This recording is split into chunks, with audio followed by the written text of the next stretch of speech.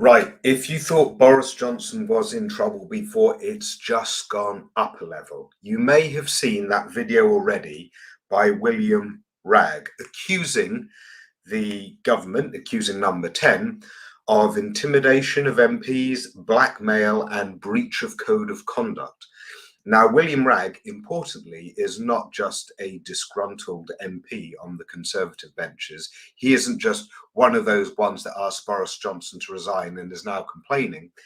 He is the chair of the Public Administration and Constitutional Affairs Committee, and he was delivering that video and that statement in that capacity. That is his role in government, to chair that committee on standards and the Constitution. So that's very serious. He's also a hardcore Brexiteer, and he's also the vice chair of the 1922 committee.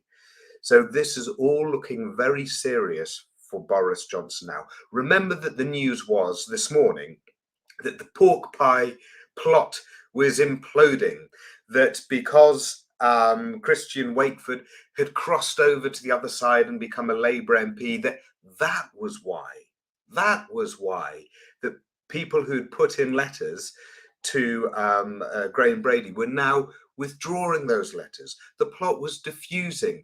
They'd all seen the shock of someone cross the aisle to be on the other side and thought, wait, what are we doing? Why are we serving the nation's interest when we should be putting the party first? As if this is some kind of narrative. But anyway, that's the narrative that was being put out and also echoed by the tabloid press that have been squealing to save Boris Johnson. That was the narrative this morning, that the plot was diffusing because these MPs on the Conservative side had seen Christian Wakeford's action, and that was making them back away. Doesn't look like that now, does it? Now that we have accusations out that Number 10 and the whips were trying to get people to back away from questioning the PM in his position by threatening to withdraw money from their constituencies. These are public funds. These aren't playthings of the Conservative Party. This much money there, this much money there. That's called pork barrel politics. But this version of pork barrel politics, where they say, we will starve you out, starve out your constituents, maybe they're already choosing between eating and heating already, but you're going to get less money in your constituency unless you back Boris Johnson and don't have your say over who becomes leader or who stays the leader.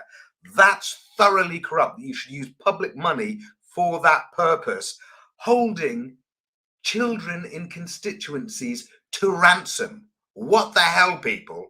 And beyond that, the claim was made that some of these MPs, probably these new young MPs, because the pork pie revolt ones were average age 34, I believe, and had just been disgusted by this behavior. And then the old guard thought, oh, no, we know how to shut them down. We've got dirt on them. We're going to put that out. And that wasn't just intimidation, these threats to put it out, but according to William Ragg, some of these cases would count for outright blackmail.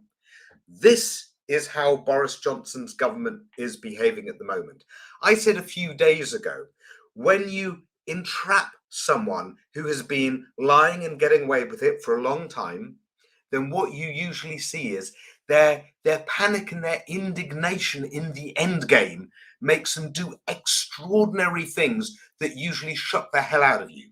I've seen that a few times in my own life, when you back someone into a corner and then they come out with wild accusations or defenses that you never thought you'd see. But also, we saw it on the other side of the Atlantic, didn't we?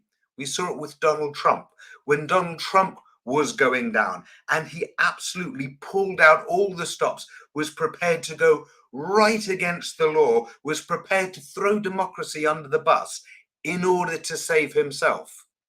Well, those that have said to us previously, you shouldn't be comparing Boris Johnson with Donald Trump, they're so different, really they are.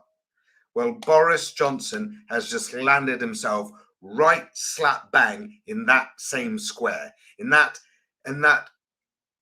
debased and pathetic attempt to use every lie, every distraction, every blackmail, every intimidation, every twist and turn and smirk to try and save Big Dog. Well, it's time for Big Dog to become dead meat and get the hell out of our country and stop embarrassing us the way that he is at the moment. And it's time for Conservatives now to pull their finger out and put country before party, because this is a disgrace right now. This really is a disgrace. And the longer any Conservative MP takes in order to boot him out, the more deeply it will sit on their record for the rest of their lives. So let's get this done. Let's get this crook out. We are done with it. And everyone write to your MPs about this, and your local press and your local Conservative association, and ask them, what the hell are you doing? Where's your honor? Where's the representation of our nation? What is this party before country stuff? End it, or just say that. I'll zip it now. Just say that.